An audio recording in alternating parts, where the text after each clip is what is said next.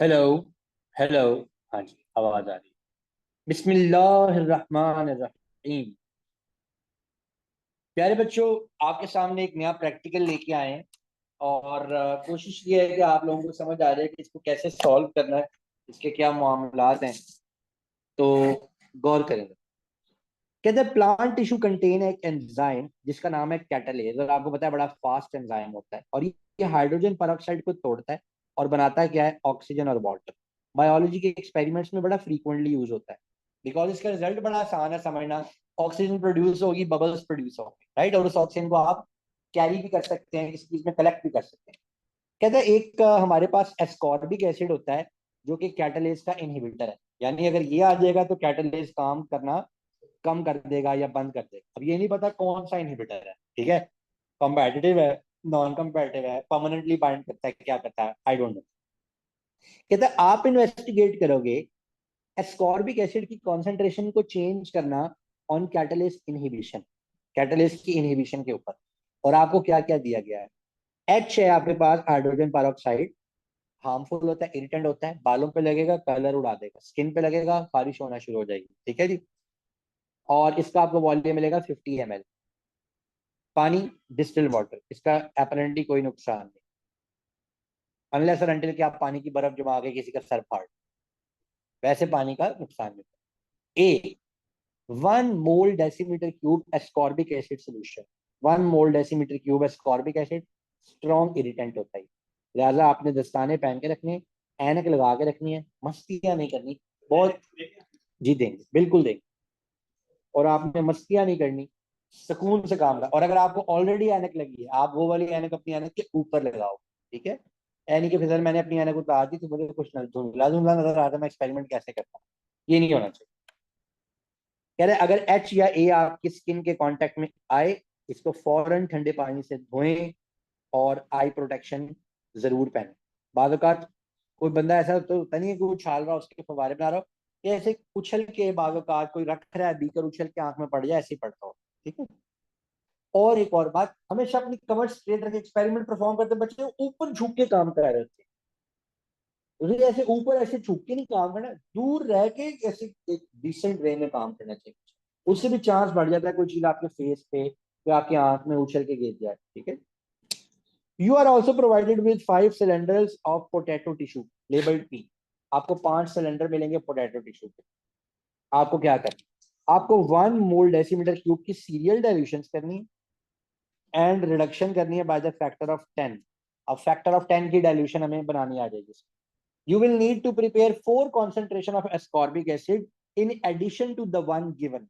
एक आपको दी है, 4 आपको खुद बनानी। जब डाइल्यूशन हो जाएगी, you will need to complete 9 cm³ of each concentration available to use। आपके पास 9 ml यूज के लिए पीछे होनी चाहिए, ठीक है।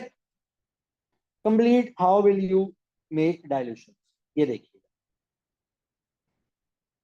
ये पहला बीकर है।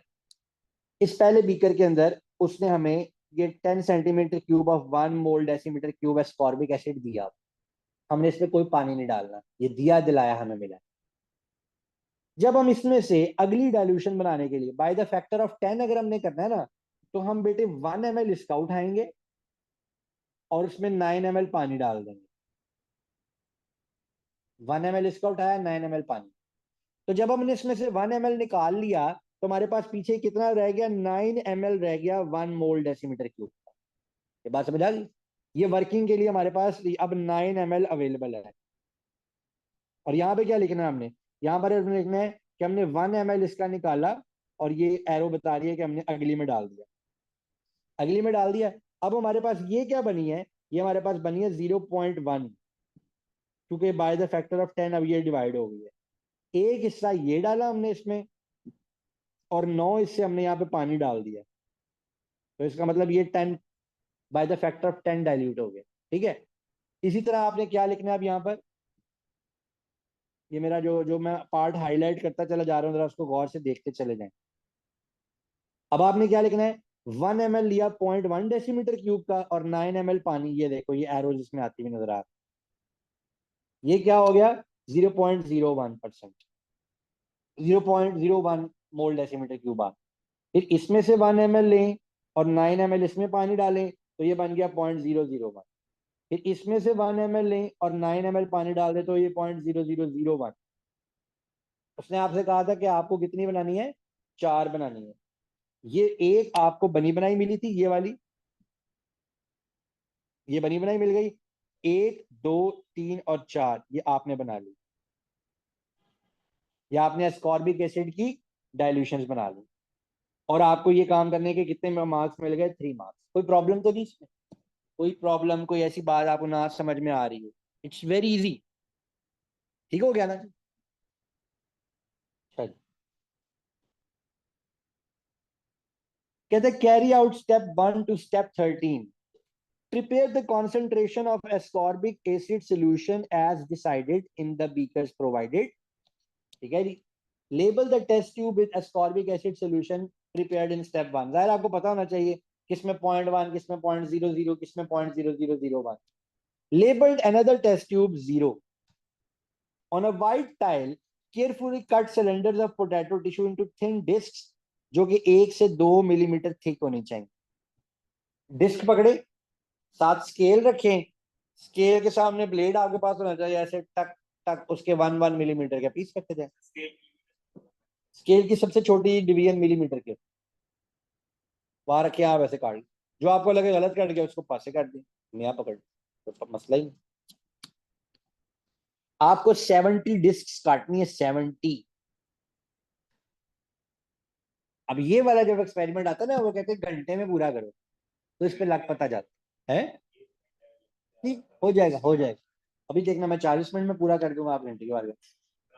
Place place 10 potato disc into each label test tube। हर एक लेबल टेस्ट ट्यूब में आप 10 डिस्कें डालोगे। Add 1 centimeter cube of distilled water into test tube labeled 0।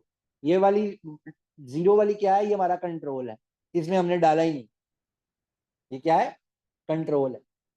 Add 1 centimeter cube of each concentration of ascorbic acid to appropriately labeled test tubes। अब आपने सबके अंदर 1-1 ml ascorbic acid भी डाल दिया। Set up the apparatus as shown in figure 1.2, the test tubes labeled 0, the syringe barrel should be fully submerged in the beaker of water। ये क्या है? ये देखो हमारे पास क्या है, हमने यहाँ पर डाला 1 ml of 0 mole decimetre cube ascorbic acid. ये क्या है, पानी है। ये क्या है, पानी है। इसमें 10 पोटैटो डिस्क डाल दी, ये टेस्ट ट्यूब रख लिए। जैसे ही इसमें हम हाइड्रोजन पेरोक्साइड डालेंगे तो रिएक्शन शुरू हो जाएगा। ठीक है, यहाँ पर क्या हमारे पास बीकर है, बीकर में सिरिंज है। जैसा पानी बीकर में होगा, सिरिंज में भी वैसे पानी भरा होगा फुल। ठीक है, ये आपके पास डिलीवरी ट्यूब और ये बंग है। अब देखते हैं क्या होगा। Add 5 ml of hydrogen peroxide H to the test tube labeled 0। Place the bung in top and submerged।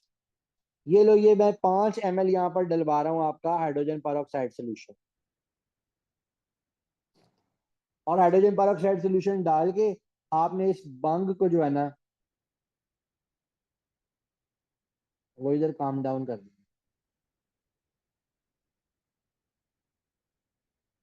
तो होगा क्या, होगा ये कि यहाँ से ऑक्सीजन पैदा होगी। ये ऑक्सीजन यहाँ से आएगी, जाएगी जाएगी जाएगी जाएगी, यहाँ पर जाएगी।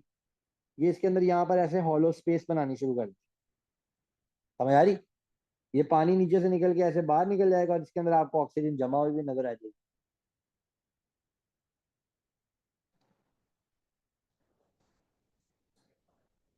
नहीं जाएगी, जब तक ये पूरी फिल नहीं हो जाएगी तब तक नहीं जा सकती। वो कोई मछली थोड़ी है कि जो वहां से नीचे से ऐसे करके चले जाएगी। वो लेस डेंस है, लेस डेंस है, इसीलिए वो ऊपर रहेगी। अच्छा जी, कह रहा record A3 the initial volume of the gas in the syringe barrel and then start the stop clock. आपने पहले देखना है वहां पे कितनी है। पहले तो जाहिर है जो फर्स्ट टाइम कर रहे थे उसमें होगी नहीं, 0 होगी। उसके बाद आप देख रहे हैं, कहते हैं after 2 minutes record in A2 the final volume of gas in the syringe barrel. If the syringe barrel is full of gas record as 10। कहता है 2 मिनट के बाद जो आपके पास final volume of gas syringe barrel में आए वो करें। और अगर सिरिंज बैरल गैस से फुल हो जाए तो इसका मतलब ये 10 यूनिट्स फुल हो गए हैं। Repeat the step 9 to step 11 with each of the test tube. वो उतारें, वो उतारें, नया लगा लें। जाहिर है जब आप उसको उतारेंगे तो उसमें से गैस पंख के जरिए बाहर निकल जाएगी, ठीक है ना। नई टेस्ट ट्यूब लगाया, उससे देखें कितनी जमा हो रही, कितनी जमा हो रही। अब आपके पास ऐसे रिजल्ट आना चाहिए। अब एस्कॉर्बिक एसिड क्या है? इनहिबिटर है। जितना इनहिबिटर कॉन्सेंट्रेटेड होगा उतनी कम गैस बनेगी, जितना इनहिबिटर डाइल्यूट हो जाएगा उतनी गैस ज्यादा बनेगी। लिहाजा मैंने यहाँ पर ये हाइपोथेटिकल वैल्यूज डाल दी कि 1 वाली में 2 बना, 3.2 वाली में 0.1 वाली में इतनी गैस बनी इतनी, और ये इस वाली में देखे मैं 9.2 तक ले गया। ठीक है, कि आपको मिलेंगे 6 मार्क्स। ऊपर देखे मैंने लिखा है एस्कॉर्बिक एसिड की कॉन्सेंट्रेशन और यहाँ पर volume of gas in centimetre cube. याद रखिएगा, हमेशा टेबल के पहला जो पार्ट है ना उस पे आएगा आपका इंडिपेंडेंट वेरिएबल, और दूसरे पार्ट पे क्या आएगा? Dependent variable.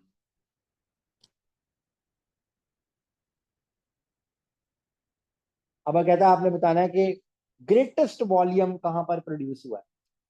तो ग्रेटेस्ट वॉल्यूम ऑफ गैस जो प्रोड्यूस हुआ है वो ऊपर वाली मेरी ऑब्जर्वेशन में 9.2 था। ठीक है, कहता है use your result to calculate the rate of gas production and show your working. Rate of gas production क्या है? आपका final volume minus initial volume over time, कितने टाइम में वो। ठीक है जी, वो बड़ा आसान है, आप वो कर लेंगे। तो आपको 2 मार्क्स मिल गए, और यूनिट उसने खुद मेंशन कर दिया सेंटीमीटर क्यूब पर मिनट। तो टाइम आप मिनट में डालेंगे, 1 मिनट, 2 मिनट, 3 मिनट, 4 मिनट, समझ आई। सेकंड में डालेंगे तो फिर यहाँ पर सेकंड हो जाएगा, लेकिन ये तो आप वहां पर चेंज कर नहीं सकते, लिहाजा आपने वहां मिनट में टाइम दे डालना है। जो डिवाइड करेंगे तो वो मिनट में ही करेंगे। Time taken by to gas fill. Stop watch चलाई भी ना आपने? हाँ, तो 2 मिनट में फिक्स में अगर आप कर रहे हैं तो आप उसको डिवाइड बाय 2 कर। हाँ, कहीं मेरे पास स्टॉप वॉच तो उसने कही नहीं है ऊपर। नहीं नहीं, कही इसलिए है कि आप 2 मिनट काउंट कर लें, तो बस आप 2 से डिवाइड करें। हाँ जी, ऐसे ही। कहता है दो इंप्रूवमेंट बताओ that would make the measurements more accurate. आप ऐसी सिरिंज यूज कर लो जिसकी छोटी वो डिवीजन हो, और आप पोटैटो डिस्क का साइज स्टैंडर्डाइज कर लो, मशीन से कट कर लो, या कोई बाज़ औक़ात ऑटोमेटिक कटर मिलते हैं उससे आप कर लें। या फिर आप जो हाइड्रोजन पेरोक्साइड डाल रहे हैं वो ध्यान करें कि वो पूरी पूरी डले। पोटैटो एक जैसे होने चाहिए, वो जो आपने कहा ना कि हमें कॉन्स्टेंट्स हैं, पोटैटो सेम क्वालिटी के सेम एज के होने चाहिए। ऐसा ना हो कि एक आप पुराना आलू पकड़ लो, एक आप नया आलू पकड़ लो, क्वालिटी सेम। कोशिश करें सेम पोटैटो यूज करें। ठीक है, कहते carry out step 14 to 18, label a test tube T and put 5 centimeter cube of H into test tube T.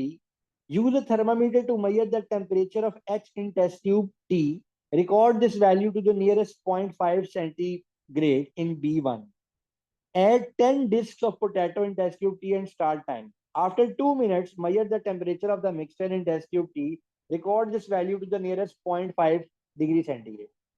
And state the temperature of H before adding the disc and after adding the disc. बड़ा ये आसान है। आपने वो आपको बता रहा है, आप एक टेस्ट ट्यूब लो, उसमें 5 ml आप डालो हाइड्रोजन पेरोक्साइड, उसका टेम्परेचर देख लो कितना है, उसमें थर्मामीटर रख लो, जो टेम्परेचर आया वो यहाँ लिख लो। फर्ज करो आपके अपने वहां पे टेम्परेचर लिख लिया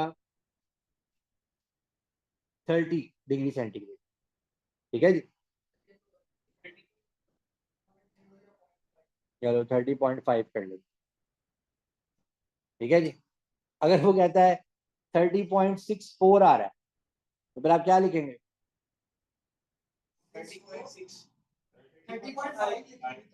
ठीक है, 30.5 लिखेंगे। अगर वो कहता है 30.87 आ रहा है तो फिर क्या लिखेंगे? फिर 31 लिखेंगे, क्योंकि 0.5 के ऊपर वाली वैल्यू को आप आगे कब डाल लेते हो, पीछे वाली वैल्यू को पीछे डाल। कहता है calculate the change in temperature. बाद में आपने किया तो आपके पास फर्ज करो टेम्परेचर आ गया 32, नहीं, हम 0.5 पे जाते, आया 32 है, फर्स्ट कर लो। Calculate the change in temperature, तो चेंज क्या है, 32 माइनस 30.5, 2.5 की 1.5, 1.5, तो यहाँ पे आप वो लिख दो कि 1.5 डिग्री सेंटीग्रेड टेम्परेचर। तो ये तो चाइल्डिश चीजें हैं। कहता है state whether the temperature is a significant source of error in this investigation and explain your answer. 1 mark का एक्सप्लेनेशन आंसर मार्क। भाई कैटलेज एंजाइम है, एंजाइम हमेशा टेम्परेचर पर डिपेंड कर रहा होता है, एंजाइम हमेशा टेम्परेचर पर डिपेंड कर रहा होता है। तो rate of reaction is affected by temperature because enzymes are affected by temperature, ये बताना है। ऐसे ये यहाँ पे आसान लग रहा है। हाँ राकेश भाई, यार बेहतरीन कीनो वाले नान लगवा के लाए, 7 ड्रिंक्स, 7 दही, पार्टी कराएं आज बच्चों, खुद भी कर, वरना तो हम खीरे खाते हैं इस टाइम बैठ के, हम डाइट कर रहे हैं आज, आज चीट डे बनाते हैं, चीटो नहीं, चीटो। A study was carried out in which volunteers were given, चाबी ले लेंगे गाड़ी से, मैं निकालने वाला। A study was carried out in which volunteers were given different daily doses of ascorbic acid in addition to their normal diet. The maximum ascorbic acid concentration in the blood plasma of each volunteer was measured. लो जी, इन्होंने ascorbic acid दिया है इनको 0, 50, 200, 500 and 1000 ml। कटवा लीजिए, ठीक है भाई। आप कितने कितने नान खाते हैं, 5-5 मंगवा लूं हर किसी के लिए, 1.5 के रेशियो से ले आए। हाँ हाँ, ये मम्मी डैडी बच्चे हैं, थोड़ा खाते हैं। अच्छा जी, दही अच्छा लेके आएगा जरा, रिकॉर्डिंग वाले बच्चे कहेंगे कि हमने नहीं खाया। Maximum ascorbic acid concentration I6,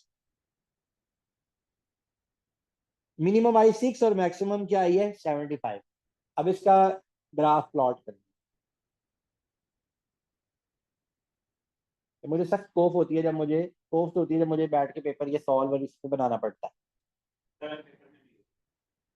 अच्छा जी, maximum concentration in blood plasma, और ये माइक्रोमोल पर डेसीमीटर क्यूब भी हमने यहाँ पर लिख दिया, और यहाँ पर लिख दिया स्कॉर्बिक एसिड डेली डोज इन mg। मुझे 4 में से 2 मार्क्स इस चीज के मिले। और फिर मैंने वहां पर देखे मिनिमम एंड मैक्सिमम को ध्यान में रखते हुए इसकी ग्रेडिंग कर लिया। एस्कॉर्बिक एसिड मैक्सिमम 75 है, तो मैं इसको 0 से 80 तक ले गया हूँ, देखो 0 से 80 तक ले गया। और वहां पर 0 से लेके 1000 तक है, तो मैं इसको 0, फिर 5 ब्लॉक के बाद 100, 200 करते करते करते करते ये 1000 तक ले आया। पहला मेरा जो मार्किंग पॉइंट आया है वो आया है 6, वो ये 6 यहाँ पर आपको नजर आ रही है वाला। दूसरा मार्किंग पॉइंट यहाँ पर आ रहा है हमारे पास, तीसरा मार्किंग पॉइंट यहाँ आ रहा है, चौथा यहाँ, और पांचवा यहाँ। आई रिकमेंड यू, या तो स्टाइलस के ऊपर आप जरा पेपर, इतनी अच्छी वर्किंग नहीं कर पा रहे होते, कि आप बहुत क्लियर लाइंस लगाएं यहाँ पर। जैसे ये मैंने क्रॉस लगाया, क्लियर आपको नजर आ रहा होगा, क्रॉस लगा लें, डॉट लगा के उसको सर्कल कर लें, जो मर्जी लगा, बट वो क्लियरली नजर आना चाहिए। क्रॉस अच्छा लगता है, ठीक है, इस पे हम आपको बाउंड नहीं कर सकते, आपकी मर्जी। You have freedom of written expression, whatever you, ठीक है, वहां नहीं कर सकते, यहाँ कर सकते। देखो ये डॉट लगा के आप इसको सर्कल भी कर सकते, ठीक है जी। यहाँ पर आप छोटा सा ट्राइंगल भी बना सकते हैं, यहाँ पर आप छोटा सा स्क्वायर भी बना सकते हैं, लेकिन सबसे अच्छा है क्रॉस है, बिकॉज उसमें पता चलता है कि जहाँ पे क्रॉस क्रॉस हो रहा है वहां पे पॉइंट है। तो ये मैं ग्राफ बना दी।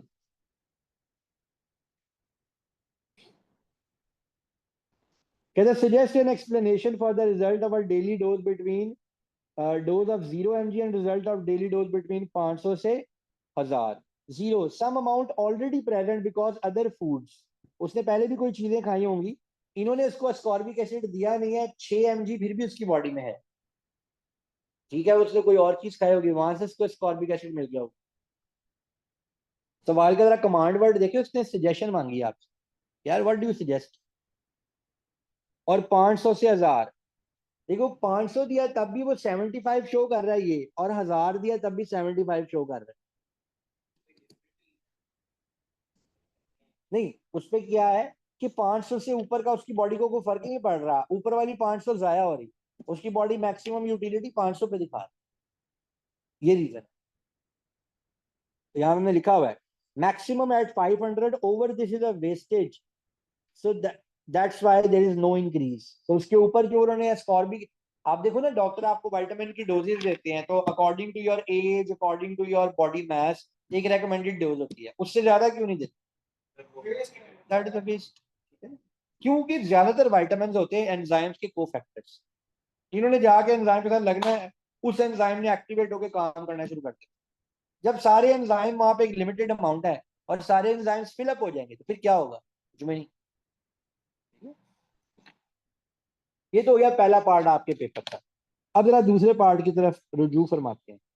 K1 is a slide of a stained transverse section of a plant stem. Draw large plant diagram of the region. K1 indicated by the shaded region. Use one ruled line to identify the epidermis. अब ये बहुत ही घिनौना किस्म का इसने section बना के दे दिया है। आई डोंट नो कि आगे स्लाइड कैसी होगी जिसका उसने ऐसा सेक्शन बनाने के लिए दिया है। और ये शेडेड एरिया में ट्रायंगुलर होगी, और उसका शेडेड एरिया उसने कहा कि आपने बनाना।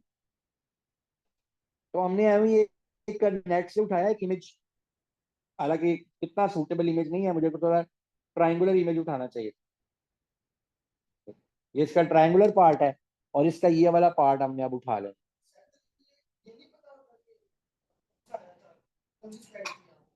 पता होता है लेकिन वो स्लाइड अब हम कहाँ से लेके आए, कौन से पौधे से कहाँ कटी, क्या हुआ, उसकी एग्जैक्ट स्लाइड तो नहीं ला सकते ना हम। वैसे मैं थोड़ी सी एफर्ट करूँ तो मुझे चाहिए ये था सूली तौर पे कि मैं गाइडलाइंस में जाता, उनकी इंस्ट्रक्शन में जाता और देखता कि उसमें कौन सी स्लाइड आई थी, और उसके बाद वही स्लाइड निकाल के यहाँ पे दिखाता, लेकिन मैंने इतनी एफर्ट नहीं की। ठीक है, सारा कुछ मैं ही करा। लो जी, ये मैंने आपके सामने बना दिया है इसकी प्लान डायग्राम। ये एपिडर्मिस है।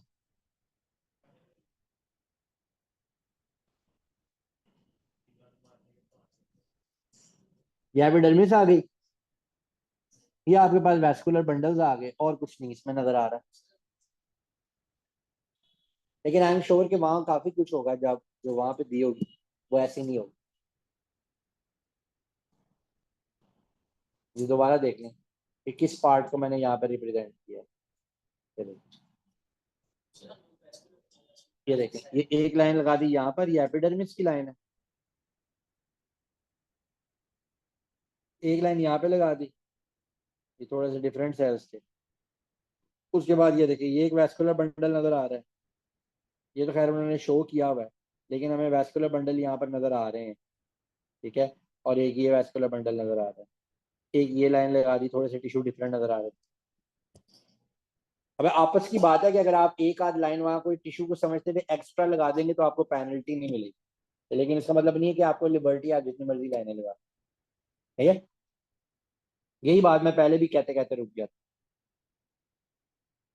क्योंकि ऑनलाइन क्लास है ना, बात पकड़ी जाती है। जो टीचर्स हमसे बहुत प्यार करते होते हैं वो वही बात उठा के बच्चों से कहते हैं, ये देखो ये गलत कह रहा है, ऐसे कह रहा है, वैसे कह रहा है। होते हैं ना प्यार करने वाले लोग। लेकिन ये बात भी लोगों को समझनी चाहिए कि इंटरनेट के ऊपर इतना ज्यादा डाटा पब्लिक कर देना, इसके लिए बहुत शेर का जिगर चाहिए। वरना तो लोग बेचारे डरते मरते रहते हैं, अगर सारा कंटेंट नेट पे डाल देंगे तो हमारे पास पढ़ने कौन आएगा ट्यूशन। और दूसरी बात ये थोड़ा सा ये भी कॉन्फिडेंस कम होता है कि यार हम पढ़ाते पढ़ाते कोई गलत चीज ना पढ़ा जाए, पढ़ी ना जाए। चलो मैं भी गलतियां कर जाता हूँ, लेकिन वो जो है ना, मुझे लगता है कि 97 to 98% ठीक ही पढ़ा रहा हूँ। हाँ, 2-3% एरर आता है, वो मेरे बच्चे पॉइंट आउट कर देते हैं, मैं करेक्ट कर देता हूँ, उसमें क्या है, कौन सा कोई वो इंसान है। लेकिन जो अंदर की बातें होती है वो फिर मैं इधर बताने से गुरेज करता हूँ, बच्चों को हैक्स नहीं बताता है। Observe one large vascular bundle, 4 xylem पकड़ो, each xylem must touch at least 2 other xylems. ये जरा ये बात होती है इंस्ट्रक्शन जरा थोड़ी गहरी। ठीक है, वो कह रहा है हर एक को 2 को टच करना चाहिए। used one ruled label line and identify the wall of one xylem vessel element. पिछले वाले में देखा आपने, उसने कहा था ल्यूमन, बताओ ल्यूमन, और यहाँ पर वॉल कह रहा है। ये देखो बेटे, मैंने xylem बना दिया।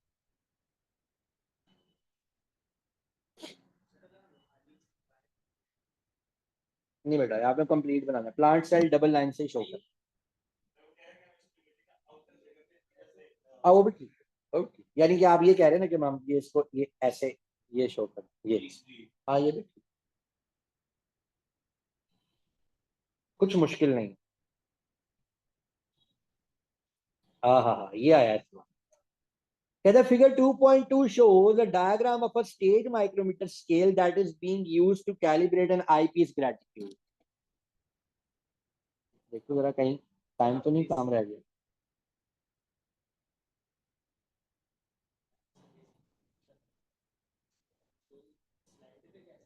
मगर बता देता हूँ, फिक्र ही नहीं करनी है। The length of one division on this stage is 1 mm. देखो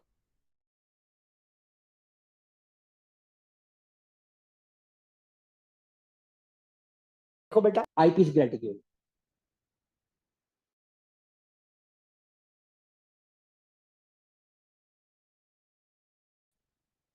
और ये स्टेज माइक्रोमीटर है।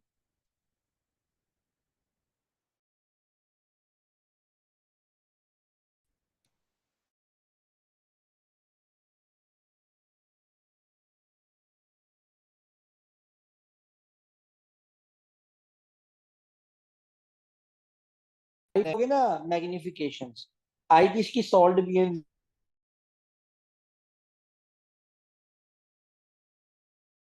आपको लग रहा है, यानी एक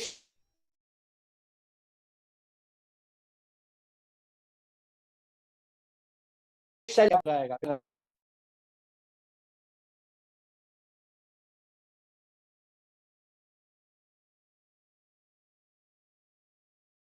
हम हर मैग्निफिकेशन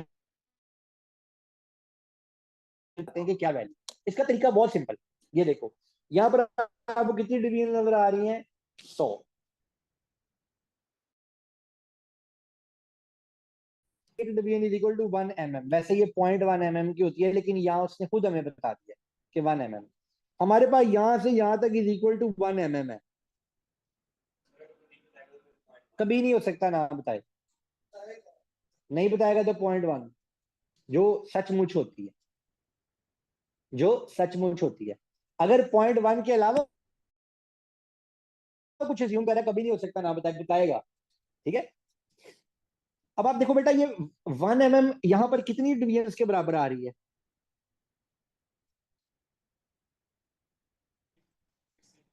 16 के बराबर आ रही है, तकरीबन 16 के बराबर आ रही है। ठीक है जी, और ये 6 डिवीजन किसके बराबर आ रही है, 100 के बराबर। 6 डिवीजन किसके बराबर आ रही है, कौन सी 6, परेशान क्यों हो गया आप लोग, ये ऊपर 1 2 3 4 5 6 mm है नहीं, तो ये किसके बराबर है, 100 के बराबर। ये चेक करने के लिए कि ये जो हमारे पास ये 100 है, इसका एक डिवीजन इज इक्वल टू कितने है, हम क्या करेंगे, हम 6 mm डिवाइडेड बाय 100 कर देंगे, या 6 mm डिवाइडेड बाय 100 कर देंगे, या फिर 1 mm डिवाइडेड बाय 16 कर देंगे। हमारे पास एक आंसर आए, और वो आंसर होगा मिलीमीटर में।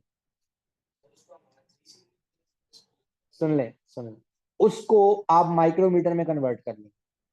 कैसे करेंगे, बाय मल्टीप्लाइंग इट विद 1000।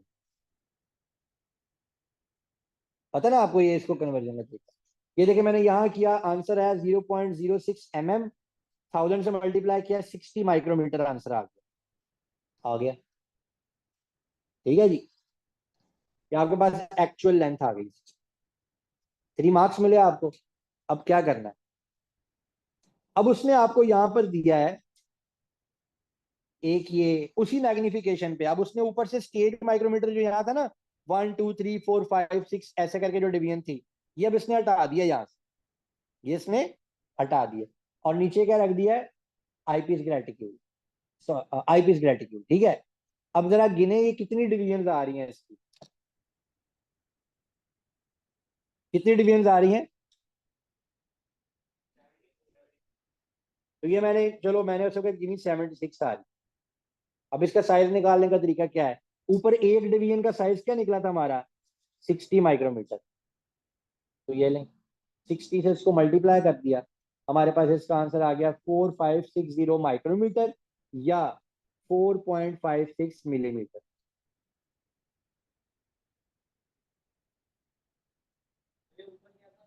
मर गए यार, असल में इसकी वो बैटरी खत्म होने लगी है, मैं कह रहा हूँ फटाफट में आपको इनके डिफरेंसेस, उसने कहा है 3 ऑब्जर्वेबल डिफरेंसेस बताने हैं आपने।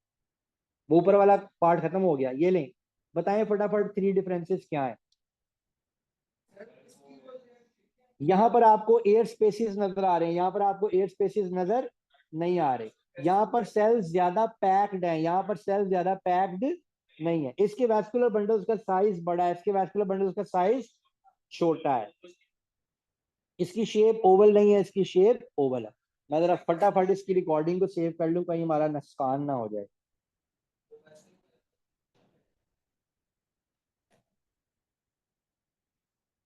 नहीं नहीं, रिमेनिंग टाइम अभी आ रहा था।